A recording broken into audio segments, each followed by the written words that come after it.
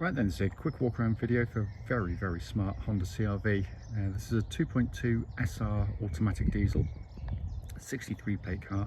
Car's coming, I think might have just tripped over 70,000 now because it was on 69,900 when we bought it, but I'll go back and refresh my memory. Finish in black, which looks lovely on these cars. It is in really fantastic condition, this car, for the age and mileage. Front of the car really clean. Lights and lenses clear, intact, there's no cracks or condensation. Bonnet, very clean, hardly a stone chip. The odd kamikaze fly to spoil it. Near side, passenger side, very smooth in the panels, can't see any car parking indentations. Near side front alloy, very good generally speaking.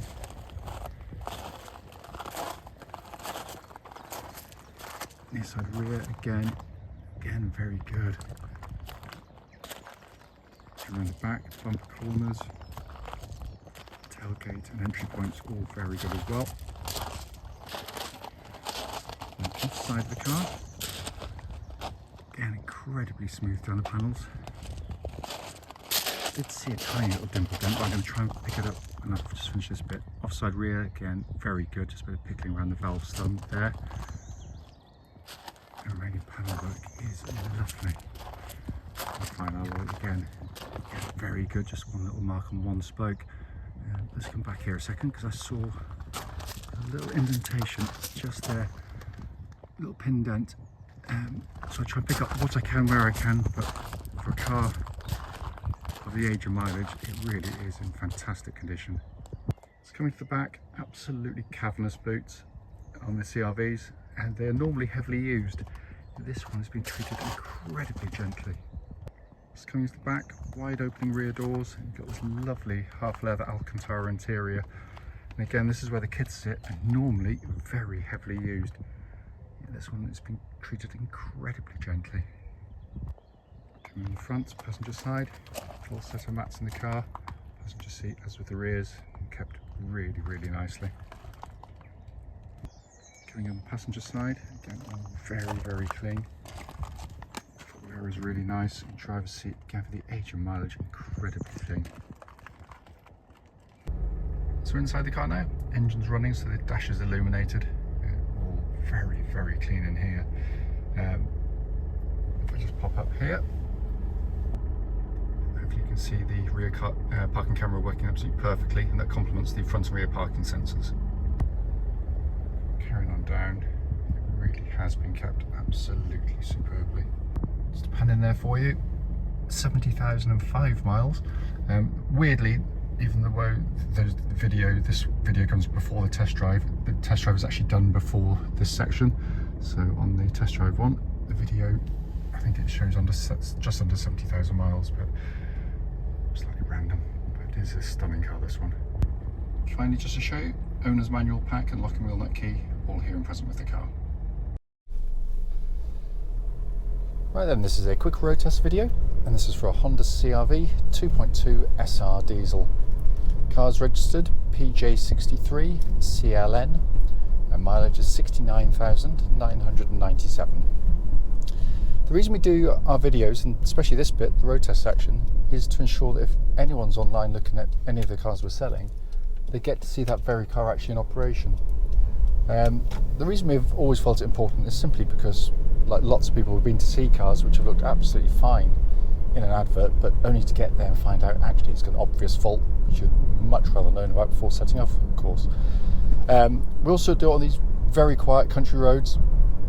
It's a beautiful part of Gloucestershire. I'm actually going not on the road test route that I normally go on. It's just because the sun's low. If I go this way, you get less glare, but that's the only reason.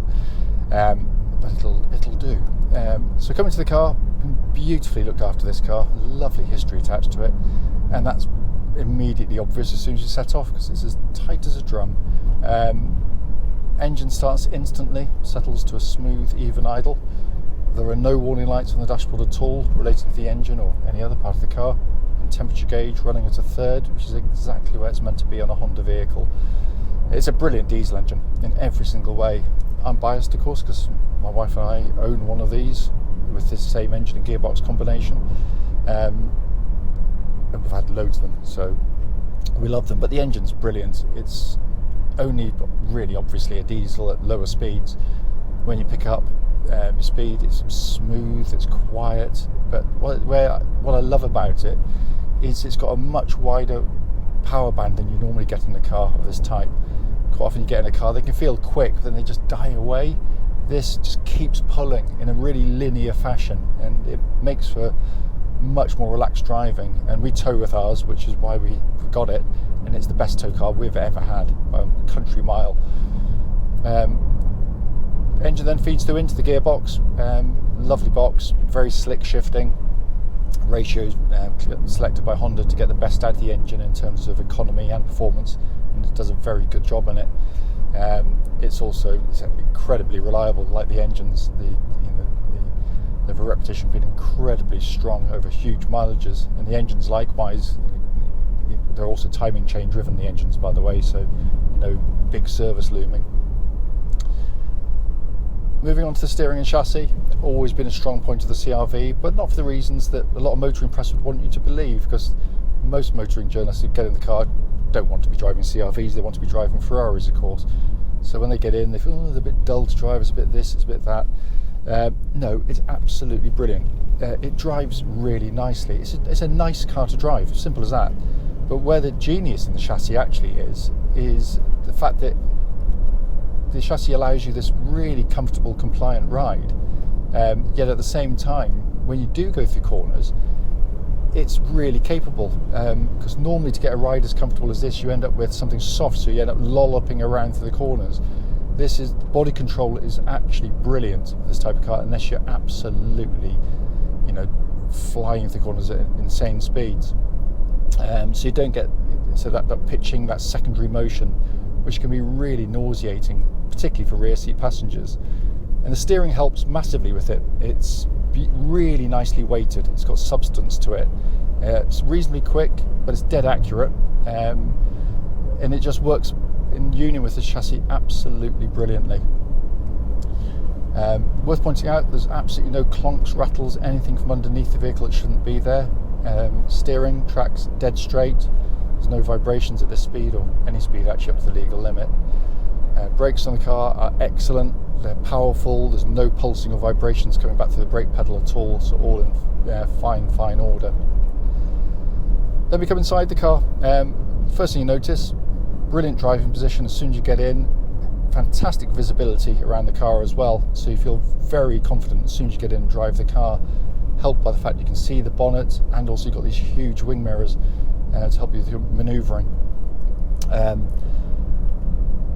Then also a dashboard that is just wonderfully simple to operate by modern standards. You can just jump in and drive the car. It's that easy.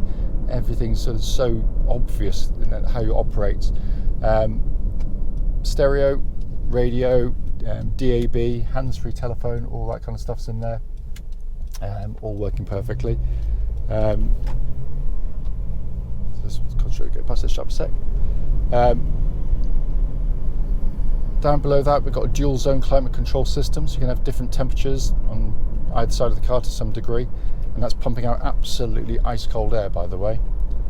All of the switchgear, whatever you twist or prod, has a lovely high quality feel to the actuation of all of the controls in the car. As you always get with Honda, the tactile feel is lovely in them. Then finally, dashboard binnacle there, just beautifully detailed, white on black graphics, just so easy on the eye. And finally, you've got this lovely leather bound steering wheel, which feels great in hand. This is a four-wheel drive version of the CR-V, albeit you don't do anything, it's completely automatic, so there's no buttons to activate it.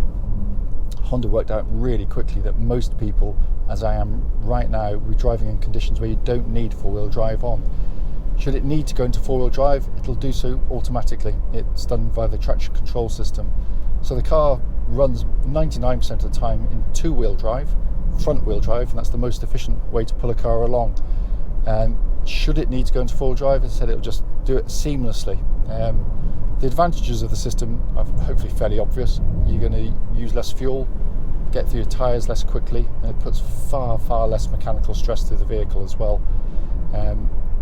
This is a lovely car, really lovely example, and I can't find anything to fault it.